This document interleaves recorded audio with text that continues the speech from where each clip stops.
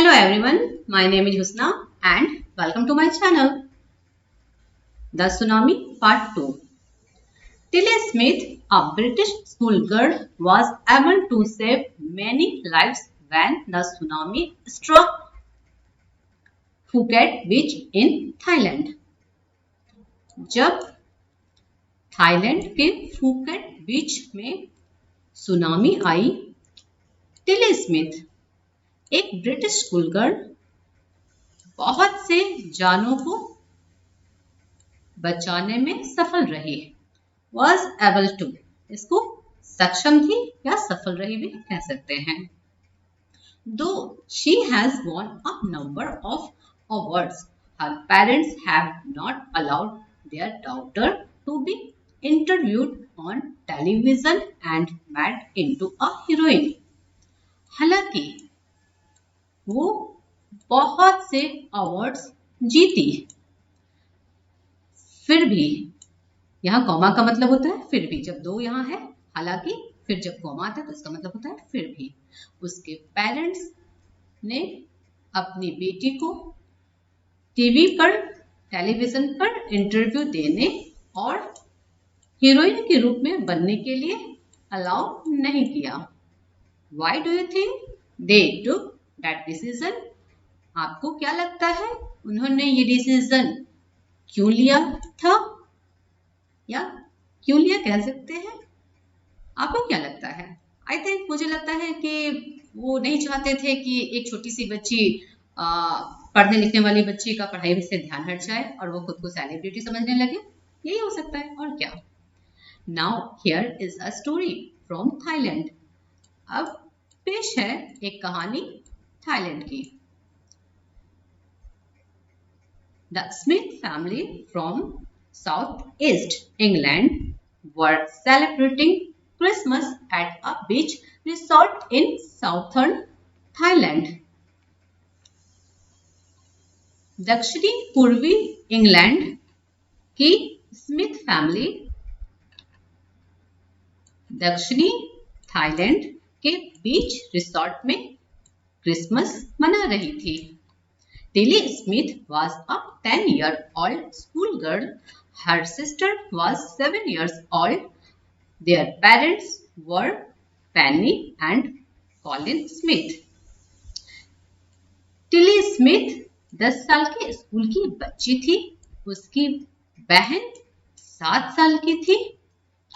उसके पेरेंट्स पेनी और Colin Smith थे।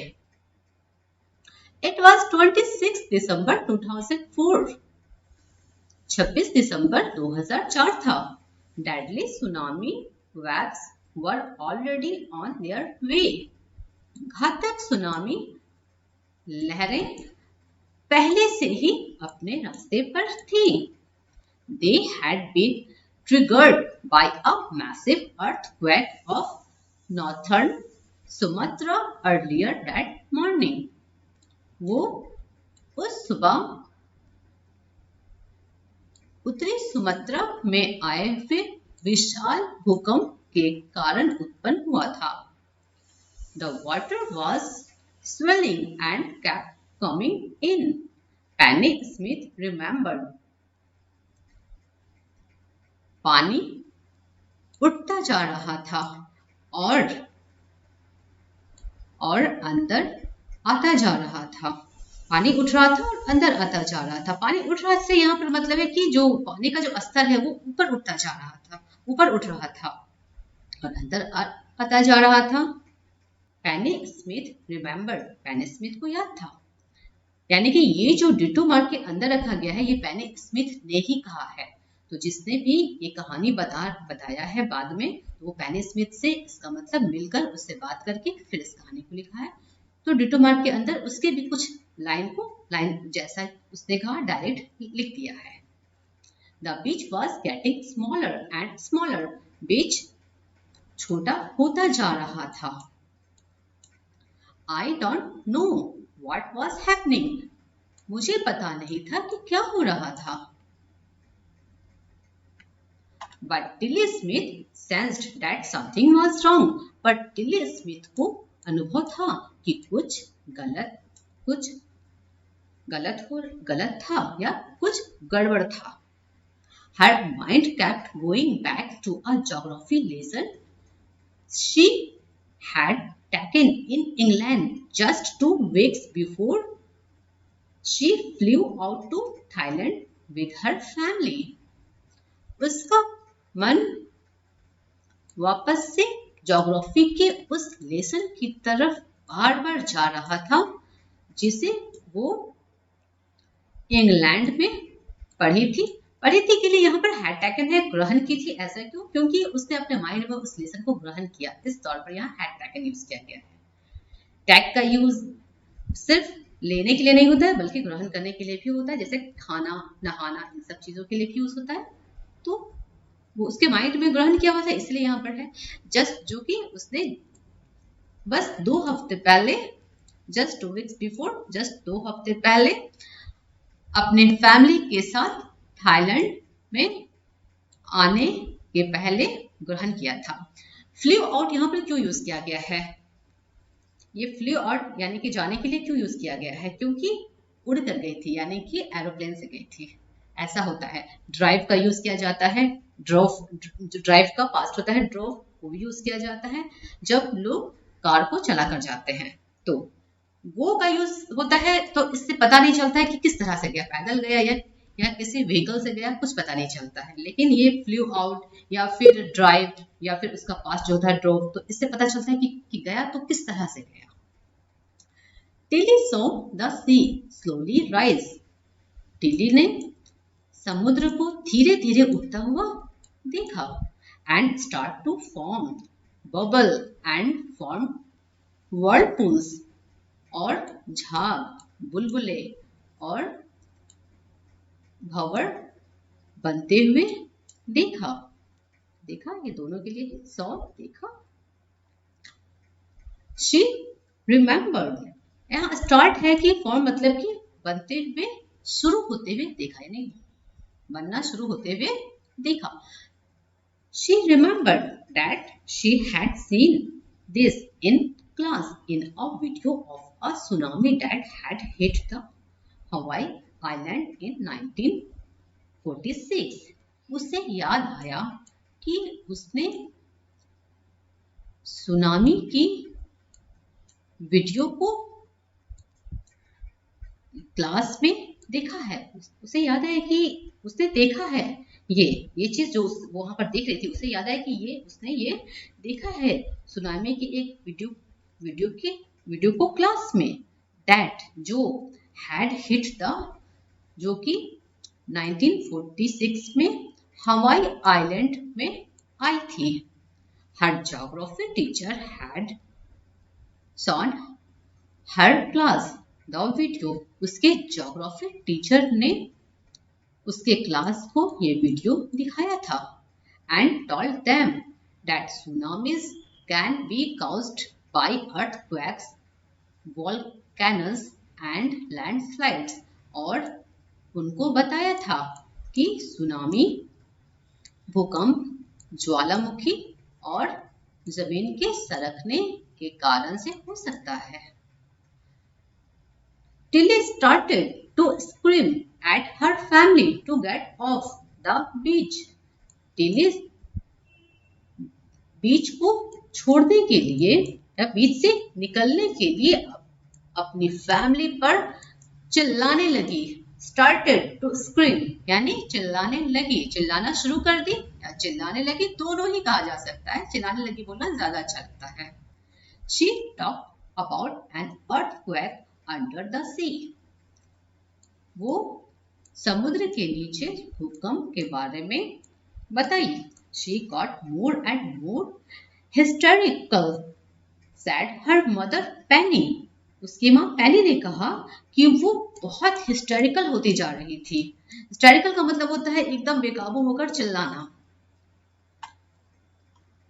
ये जो डिट्टो मार्क के अंदर है, इससे पता चलता है कि जो कोई भी इस कहानी को बता रहा है वो उसकी माँ से मिला था और उसकी माँ से मिलने के बाद ये कहानी बताया, और इसीलिए उसकी माँ के कुछ डायलॉग्स को डिट्टो मार्क के अंदर रखा गया है।